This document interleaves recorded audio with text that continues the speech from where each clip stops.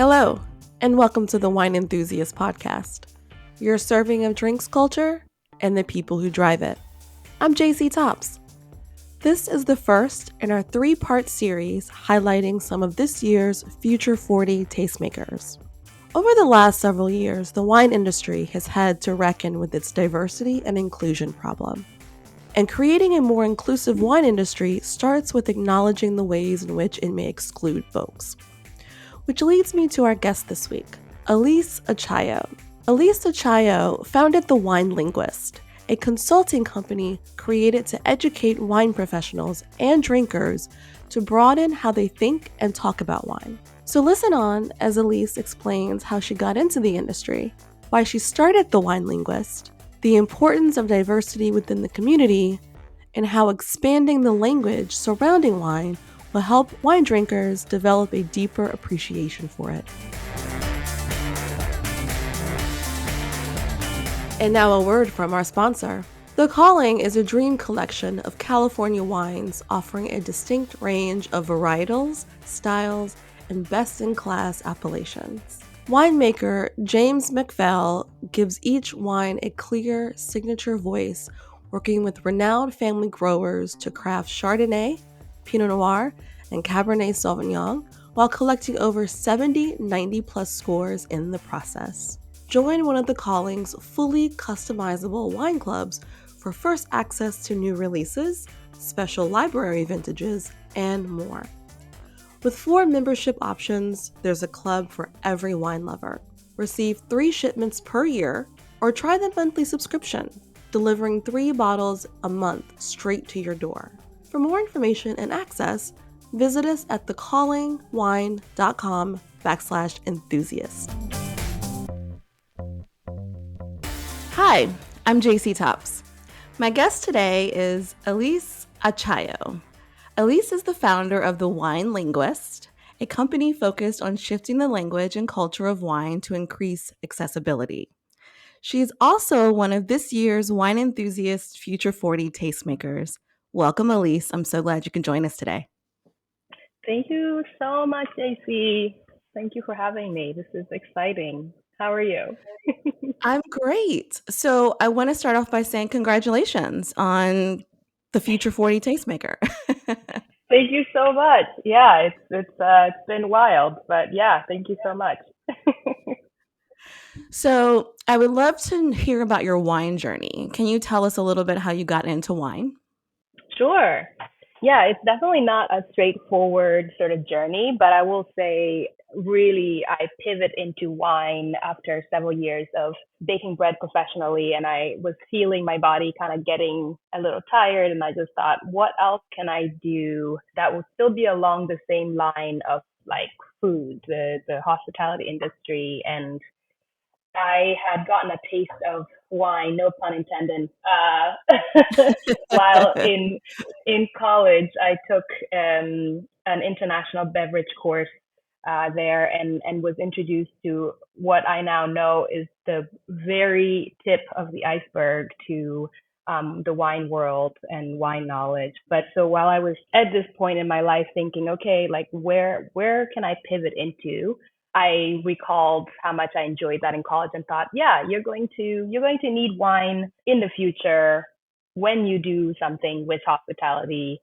At that point, I'd been dreaming about opening my own bistro someday, and so I just thought you're going to need to know wine for your bistro. So I pivoted into wine. I mean, like wine and food definitely have a great relationship, especially bread, Exactly. right? Yes, I mean there's fermentation involved. So I always tell people I'm into fermented things. So, sourdough bread and wine, they're 2 of my favorite things. So it was kind of in a way almost a natural pivot for me. So at what point did you decide to start the Wine Linguist? Sure. I started the Wine Linguist last year, about January of last year, 2022. And at this point, I'd been in the industry for about 6 years or so. I had worked in a fine wine shop starting off, and then I was a consultant for a distributor in Massachusetts before leaving that and really embarking on my own journey. But yeah, so I would say I started it last year. Really, it's a pretty young company at the moment, but I am not necessarily new to the industry. Okay, so what exactly is it? Is it a company that is it for education or resources? What exactly is the Wine Linguist? Yeah, the Wine Linguist is a consulting company, and our purpose is to educate wine professionals and wine drinkers to shift and broaden how they think and talk about wine. So, with that, we really are looking to shift the language and culture around wine to better represent a much more diverse demographic that we now see in the wine world. And with that, we also want to incorporate the cultures and cuisines of the global south and its diaspora. I'm not sure, I think at this point, if anybody isn't aware, I think they probably have their head in the sand, but you still don't see really the global south and its culture being incorporated into the world of wine. And I think it's such a missed opportunity. And so part of our work is making sure that we amplify that into the wine space. And then lastly, we're centering the work of winemakers and vineyard stories. And all of these three things are really meant to change how we think about wine going forward so that it is a lot more inclusive. It's more representative of the demographic of wine drinkers we have now. And it's about really focusing on experiences and people's sensory memories and using winemakers to fold them into really telling their stories of wine, right? So, Wow, that is okay. So, first of all, I mean, just going back to the language surrounding wine, I mean, you decided to come in and just dismantle the whole thing because, I mean, and the language surrounding wine goes back hundreds of years, right? mhm. That's like a huge undertaking, I would assume. It is. To me, it's very simple, right? I always tell people I speak multiple languages of wine, and then they ask what that is. So I like to tell people that I have my own language of wine, which is based on my sensory reference point. And then I learned the European slash Western society language of wine, which is the standard of the of language of wine that we have now. And so I speak that. And to me, I had such a hard time trying to connect with wine when I felt I was forced to only talk about wine from that perspective. And so, I really look at wine and food as two things that are very well, first off, they go hand in hand, but also that they have this great ability to bring people from different backgrounds together. And so when I being in the wine industry and seeing that the way that we talk about wine, the language we use to talk about wine actually excludes people rather than bring people together, I had a real problem with that. I come from a culture where we're very community oriented, where especially food brings us together, and so like I said, I see food and wine being similar in that way. And so the more that I wanted to get into wine, I also felt sort of this passion for leaving whenever I had to view wine from this very Eurocentric perspective, because I thought, well, it's really excluding out a lot of people, and I'm trying to bring people together. And so to me, sort of how do I change this? And it was really to go after the language of wine and say we need to change this. It needs to be broadened. We need to shift how we think about wine to be able to bring more people to the table. Yeah, I mean, I agree. And I think that we, as the wine industry, has been having this discussion for a few years now, right? I Right. feel like I agree with what you're saying.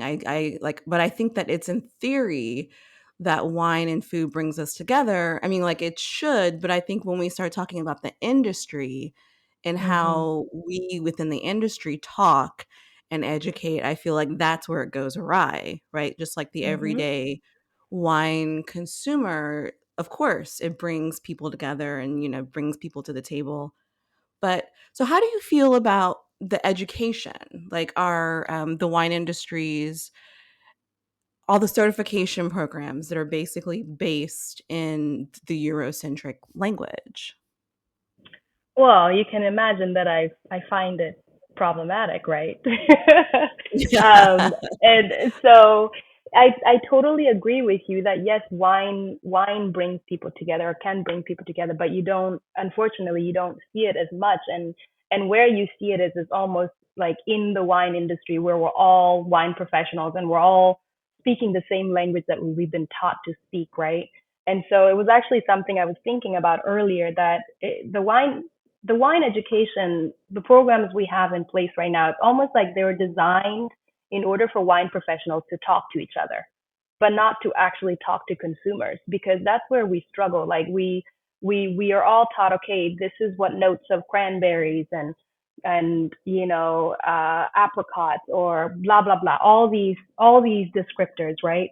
And then whether we have experience with those notes or not, we just memorize them and we just use them with each other, right? I always find it really funny whenever I'm at work events where you're, especially tastings, where it's really like an industry tasting, and you see people, they're doing it, they're like, oh yeah, this is reductive, this is it, and it just, you just think, oh my gosh, we don't have to speak this language all the time. And so going to your question about how do I feel about the the wine education we have, I think it's problematic because it doesn't really prepare wine professionals on how to talk and connect with wine consumers. It's almost like it was designed just for wine professionals to talk to each other, but not to actually bring into the fold everyday people. And that's problematic. And then within that too, because the language is so strict, it also doesn't actually involve any other culture and language into it, right? So one of the major programs that's global and is pretty much set the standard is WSAT. When you look at the language that's used to talk about wine, wouldn't you agree it's super limited, right? Yeah. It doesn't go beyond what is there, and so how can we have, wine professionals who are coming from different cultures be able to be part of the language if what they're being taught isn't anything they can relate to, nor do they even have it in their countries or cultures. So now they're forced into memorizing these things, not really having any personal relationship to it. And I just think that's quite tragic. I love how you put that. Basically, it's like the education systems are kind of taught for us to talk to one another and not talk to the consumer. So we're just like mouthing off like, you know, like fancy language and the Right. bouquet and all this stuff Right. just to talk to one another. Right. When the consumer is like, "What? What are you talking about?" Exactly. They're like, I don't get that, right? And it's such an intimidating thing because, we can pretend all we want as wine professionals, but we don't even know half of the things that we say or other people say to us as other professionals, right? But we just go with it. And I think that's where it's just kind of like laughable because you have consumers thinking that we just must have the most amazing palate in the world and we just know all these fancy words. And you just think, nah, we just kind of all say similar things. We've memorized Yeah. signatures of grapes, right? We just regurgitate this and we regurgitate the exact same things. And I think it's really sad. And so, it's a much even bigger, like this question's quite loaded. If you don't mind me just like staying on it for a second. Sure. Of course. Okay. Like I don't want to take over here, but one of the things that I think, yes, the language, the wine education, it is problematic in the language that it uses. And I think where it's also, aside from what we just said, where it's also limited is in talking about climate change, right? When new regions are now producing varietals that they never used to, and regions that used to make them, now the expression has changed because whether it's gotten colder or it's gotten hotter, now it's changed. And now, are you going to tell me that Pinot Noir should always have these notes, right? Right. When it comes Exactly. from a warmer climate, a cooler climate, a new climate, a different expression, or a winemaker taking a different approach to making Pinot Noir. And now we're going to say, well, Pinot Noir should always hit these markers. That's again a very limited way to look at it. And I think as we are in climate change, the language will need to change to reflect what is now possible and or not possible, I suppose. Does that make sense? That's like completely. That is a perfect like I love that perspective because as the world is changing, so must our language. I Right, mean, that right. makes perfect sense. So I mean, how do we get past that? Like your company is more of a consulting company. Are people more receptive to these changes?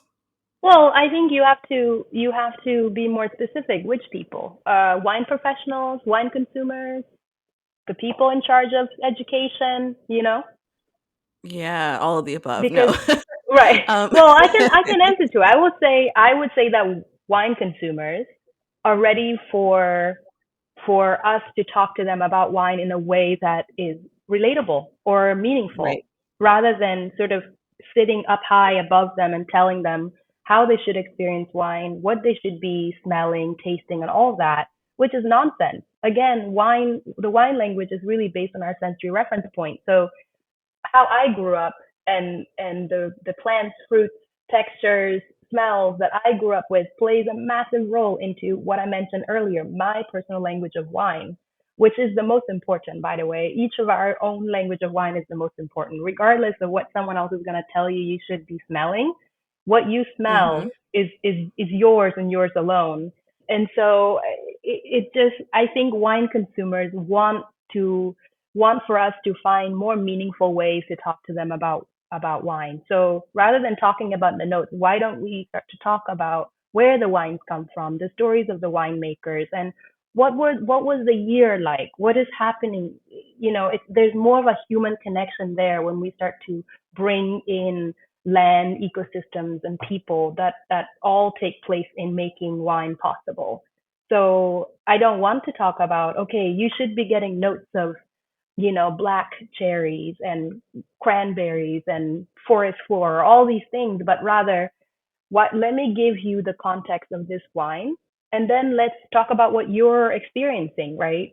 And I know that you sat in on my seminar at IPNC, so maybe you can give me a little bit on how that felt. But that's how I lead my tasting. It's not to sit there and tell you what you should be getting, but rather give you the background, which I would have loved to do more, but give you the background of the wine, the context of the wine, right? Its story and all of that. And then we go through and use our own sensory memories to talk then about this wine.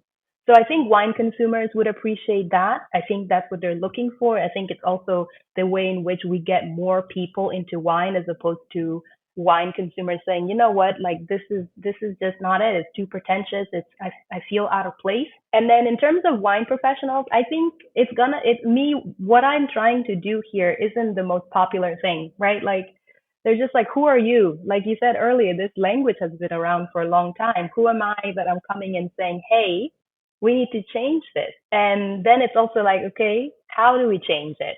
And I'm not saying I have all the answers, but I have a pretty good idea of what hasn't worked and what isn't working, right? So don't do that. Let's not continue to do the same things. Yeah. So I think it's going to be harder for professionals to pivot their minds into being like, okay, right. It's almost like giving power away. I think that's how it feels when all of a sudden you as a wine professional feel like you don't hold this power anymore of telling consumers how, when, what, and why they should consume wine. All of a sudden, I'm telling them that shouldn't be your role, and that's not a fun thing to hear, right? And then of course wine education. Well, I don't know how they feel about me, but I can imagine it's again, it's not a popular thing, right? But we must, I think, as an industry, really, really shift, because we don't have a thriving industry if we don't pivot how we talk about wine. And so forget what I'm doing. Think about the prosperity of this industry if we don't change how we talk about wine. And there's evidence of it. I mean, I think every couple of months a new article comes out, is like, oh, why millennials aren't drinking, or oh, why wine, people are pivoting into non-alcohol, da da da da, all these things. And there's so much of that being, you know, very much related to how wine is perceived. Yeah. Well, yeah, I So, think it's really hard to hear because I mean, it's a whole system, right? It's a system mhm, that was, created for, I think wine itself was created how you basically described it, for us to enjoy and to share it with people. Hmm. But I think the industry became these gatekeepers and wanted to keep people out. So they created this Right. system that would that was going to keep people out. Right. So now it's basically dismantling that system and bringing more Hmm. people in, and that's going to be hard. But I think a lot of Sure. wine professionals, I mean, we love the craft, we love what we do, and we want to bring more people in. So I think it's just maybe, I think for those who want to go get certified and basically have formal education, that's great. But just Right. know that you're gonna have to do some research when you come out of it, when you get your Exactly. certification, and how to like talk to consumers in a different way than what kind of school teaches you, until That's these programs learn how to expand their language, I think. right. My thing is like if wine certification programs don't change how they talk about wine, then how are they serving us as wine professionals? You know what I mean? Like if you're not prepping us to be able to do our job the best we can, then what is your purpose? And I think that's one thing we kind of need to push back. Like they shouldn't be controlling wine professionals necessarily. I think it is seen to work hand in hand, right? You teach us, you specialize in the wine language and all things wine. You teach us to prep us for this industry. We go out and we do our things. And if you're looking at the industry and how it's doing in the as an industry, and you're not recognizing where the shortfalls are, therefore not changing how you're approaching it, therefore failing us as wine professionals, essentially, what is your purpose? That's the question I have, right? And Mhm. so I think that's kind of how we have to look at it. But I don't I don't I didn't mean to sound earlier like wine professionals all just like dislike my work. I think there are plenty of us that want to change this industry because we do very much love it, right? We love bringing people together and sharing the magic that is wine. And so I think that it's just a hard thing for us to figure out, okay, how do we change this thing that we've been taught to the way we've been taught to talk about wine? How do we change it? And I think it's simpler than that, really. In on an individual level, it's really simpler. Like, why do you love wine? What is it about wine that excites you? Before the language and all of that, what would you want people to know about wine? If you were talking to your friends about wine and you had a bottle that you just absolutely were in love with, what is it about that wine that you will want to talk to them about? Hopefully, you're not like, oh man, it's just that the bouquets and the notes and the aromas. Hopefully, you have more than that to say, right? And then allow them to experience it, not the way you want them to experience the wine, but to experience it for themselves. And maybe they won't like it, but maybe they'll like it simply because they love seeing the joy you have from it, because that's a thing too. And so I think for every wine professional, it's really like a choice you have to make. Like, I'm not going to tell you, okay, if you don't change how you talk about wine, you suck, you don't love I'm not saying that at all. I think that we do very much enjoy wine, and we love everything that comes with it. How do we continue, or how do we move into space where we are bringing in more people, and not just saying more people in a general term. I want to see more diversity in the wine industry. I want to see the demographic of wine drinkers be reflected in the industry itself, because that's how we can make them feel like they're part of it as well.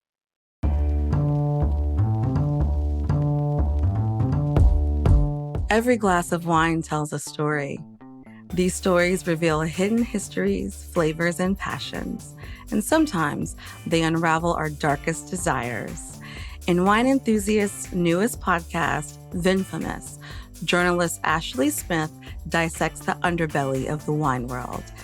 We hear from the people who know what it means when the products of love and care become the source of greed, arson, and even murder.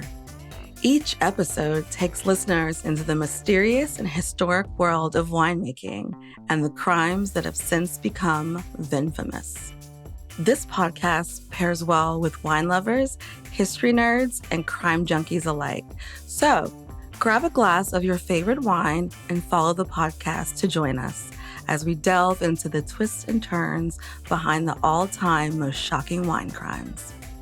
Follow Vinfamous on Apple, Spotify, or wherever you listen, and be sure to follow the show so you never miss a scandal.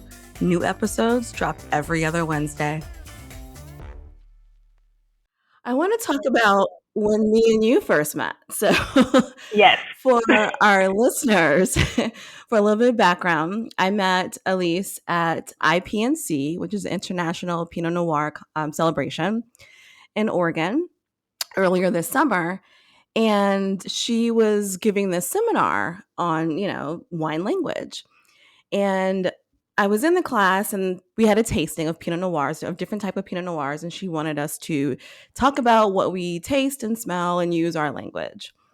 Well, somebody used forest floor. I don't even know if it was Elise or somebody else in the class. And I chimed in and I said, I hate forest floor. I think that term is so inaccessible. And, I think I talk about pairings and I'm like, nobody wants to pair meatloaf with forest floor. Like, what does that mean? And so someone said, "Oh yeah, how about rosemary?" And I'm like, "Yeah, that's better. That's totally more accessible." And then Elise Mhm. was like, "Well, not to me." And I was like, "Oh, right." So my view of accessibility means just Americans and what the American Mhm. experience, people who were born and raised in Mhm. the United States, and I wasn't thinking about globally. So Right. I was checked in my vision of like, oh, well, this is more accessible. Forest floor is not acceptable. Mhm. And so at least you basically kind of went on to elaborate and to talk about like what type of forest. Can you talk about Right. that? Yeah, absolutely. And I think that's kind of really like the beauty, if we allow it, of the wine language, is that if we allow people to share their sensory reference point, right, then we start to expand our own language, our own accessibilities, right, as wine professionals, especially when we listen to other people describe the same wine in their own language, we learn from that, or we learn more about them and their culture, and that's the human connectivity that I would love to see more of in the wine language. But going back to the forest floor, it's used quite often. And so what I was saying is that, to me, I'm very familiar with the notes that we're trying to say exist in this wine when we wrap it up into the one sort of descriptor there, forest floor. But I like to go further than that. When I hear people say forest floor, I'm always like, which forest is it, right? Because the thing Right. is that all forests smell differently, and then it's like, what time of the year is this forest? Like, paint me a picture. So are we? And then I think in this particular instance, we went into. There was somebody who also was coming from the Boston area, and so they knew. I was telling them that I run in this trail all the time, and I run there all 4 seasons. And so I know what it smells like every season, right? When it changes, I know what the floor smells like. And so I said, is it the forest floor of Medford, like this conservation land that I run through all the time? Or is it, like a forest floor in Italy? Is it in northern Italy where it's really more alpine? And so that's gonna smell differently. And so I almost think that if we like, I don't mind people using tasting notes, but give me context, paint me a picture about it, because even that itself is more storytelling, rather than just saying it and moving on, right? So you may not have to, maybe you don't see what I'm saying when I say forage floor, but if I paint a picture for you, hopefully that's a much more fun conversation, right? So, but Yeah. yeah, I think the wine language, again, we say Eurocentric because it is very much Eurocentric. But then to add on to that too, it's like, if you're here in the US and you've grown up in the US and you're talking about wine, then that is your also sort of general broad sensory reference point, right? You've had similar fruits. Right. But I could also say, being here in Pacific Northwest versus New England, we've had different fruits as well. So there, even within a country, there's already a difference in notes. So I think we just have to not make the wine language so definitive, right? I think that's it. It really is about allowing people to share what they're truly getting on nose and give us a story behind it. And so I think if you remember in the session, I basically asked everybody whenever someone said some note that I didn't understand how it sort of what they meant, I would ask them to elaborate, right? Tell me more Mhm. about that. Why are you getting that? And I remember some lady said, "Oh, I get a really strong spirit." And I said, "What kind of spirit?" And then they went off into being like, well, actually, it's this rum that's produced here, by the ocean. And she was getting a very specific scene in mind. But Right. if she just said this has notes of like hot spirit, that's not really describing wine. But she Right. had a whole scene in her mind, and I was trying to get her to tell us the context of what those notes were. And then it was really great. I have never been where she was talking about, but I could start to see what she was trying to say, right? So Yeah. Yeah, I mean, my mind was blown when you were like, "Well, actually," and I was like, "You know, you're totally right." I just because I don't think a forest floor is accessible doesn't mean it's not accessible to other people. And I was exactly. just kind of thinking in my own purview.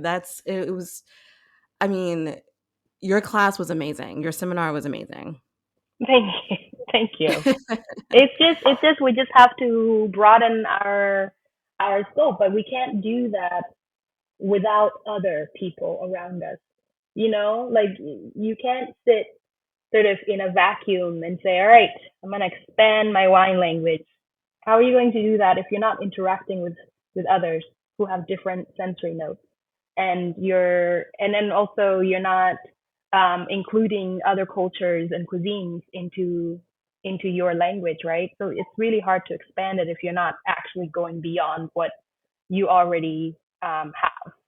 So I think that's kind of my thing is really like shifting the language of wine doesn't have to be as scary as I think some people think it is. I just want to bring more of a human connection to the language of wine, right?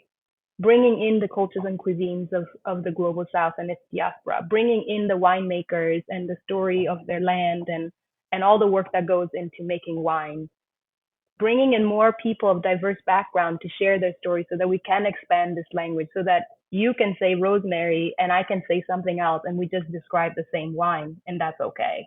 That's Yeah. really what my goal, my vision is for this industry. So I think it's Yeah, simple in my mind. yeah, I mean, like, in theory, if we all Indeed. just kumbaya. Yeah, no, I agree with that. I like what you're saying because it's, like, not taking away the idea that a Pinot Noir can smell like cherries, but Hmm. also it can Exactly. smell something else besides cherries, right? Like, if you Right. smell cherries, that's not wrong, Right. but if you smell Exactly. something else, it's Right. you can be right as well. That's your Right. experience. Right. Like if I didn't grow up with cherries, but you did, I might have a different word for a similar note or a whole scene in my mind for that. And I think what I want to see is that be more of the norm. And I think for me, like I with wine professionals, it's not so much that doing this means we don't have jobs, right? We're just Right. shifting a little bit of how we do this job, right? We're getting away from the driver's seat and being facilitators of experiences because that's what wine is. At the end of the day, wine is experience. And so how do we create experience, a meaningful experience for people? It's not necessarily telling them how to experience, but it's rather providing a space for them to feel they can engage with one another without fear of saying the wrong thing or not having an elevated palate or advanced palate. How do we create an experience where wine drinkers of all different backgrounds, different wine journey, or different experience can sit at a table, drink the same wine, and have an incredible experience? That's a That's so question. I'm beautifully leaving. That's said. an open-ended question for wine professionals that I am truly asking. Yeah, and I think that's like a to be continued because it's going to be a while before we answer, before Sure, we all can figure that out. Like, like each region or like, I mean, even media, like here at Wine sure. Enthusiasts, we're always looking for ways to make the wine experience better. Right. Yeah. It's not easy work necessarily, right? But I don't think it's as complicated also as we're making it seem, because wine isn't complicated. It's an agricultural product. Yeah. It's they're great. So we just need to step a little bit further into the land and its origin of wine. Like we just went a little. Oh, we've gone like far off of what wine is, I think, sometimes in the way we talk about it, and what you see some aspect of in the industry. You just think, are we still talking about wine? Like, what? How did we get here? Like, are we Yeah. still talking about the same things here? So that's what I would say. I would like to bring wine back to its origin, and use the human connection to bring more humans to the table, because that's it's an experience that everyone should have access to. I just have one final question for you, Elise. Sure. What are you drinking? What's in your glass these days? Oh man, so I have been drinking Oregonian wines because I'm I was Swedish. gonna say you're out, you're out in Oregon still, so Uh, exactly. So, the funny thing is though, I have not been drinking Pinot Noir. It is the land of Pinot Noir, but what I hopefully by the end of this would love to share with people is all the other non Pinot Noir wines that's produced in the valley. And so that's what I've been really enjoying. Um, I've had a couple of Pat Nats that are really awesome. One really blew me away just because it was so enjoyable. It's all Chardonnay Pat Nat from Landmass, and then I found a Pinot Gris Muscat Riesling blend the other day called Limited Edition. That was fun. That was I call that a head scratcher. It was one of those wine that it just kept developing, and I was just like, what? And I was really in love with the wine because I remember just thinking, man, it's these kinds of wine that just remind you why you like this thing. And Mhm. so, but yeah, I generally like I like white blends. Oh yes, and then I'll just add this. There was another one I found also called Big Salt. I just liked the label. The back had no any like there was nothing about what the blend was gonna be. But I'm a huge fan of just trying new wine that I've never had before, and so I was like Big Salt. Okay, cool. I like the name, I like the label. It's very simple. I took it home. And when I opened it, I remember thinking, man, like there's gotta be like Muscat or Gewürztraminer in here. And so I went online to look it up, and sure enough, it was Riesling, Muscat, and then like there was one other thing. So that was pretty. I mean, that's right up my alley, of white blends Oh, that and sounds varietals. yummy. Yeah. So all that's made here in the valley. So it's sort of what I'm sipping on these days. It's just finding all the other varietals that we don't really talk much about, that come from Oh, yeah. Oregon. Off the Yeah. beaten trail. Off Yeah, the yeah. beaten trail. Yeah. So Yeah. it's been good. Alice Achayo, thank you so much for joining me. It's been such a pleasure talking to you. Thank you so much for having me, JC. I hope you have a wonderful day.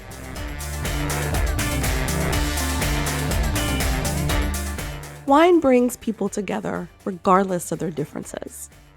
Words are very powerful, and the language we use in wine can help bring more people to the table, or they can be used as tools to exclude. I believe the more diverse the industry, the more interesting the wine. What are your thoughts? If you liked today's episode, we'd love to read your reviews and hear what you think. You can email us your comments and questions at podcast@wineenthusiast.net. And hey, why not tell your wine-loving friends to check us out too? Remember, you can subscribe to this podcast on Apple, Google, Spotify, and anywhere else you listen to podcasts. You can also go to wineenthusiast.com/podcast for more episodes and transcripts. I'm JC Tops. Thanks for listening.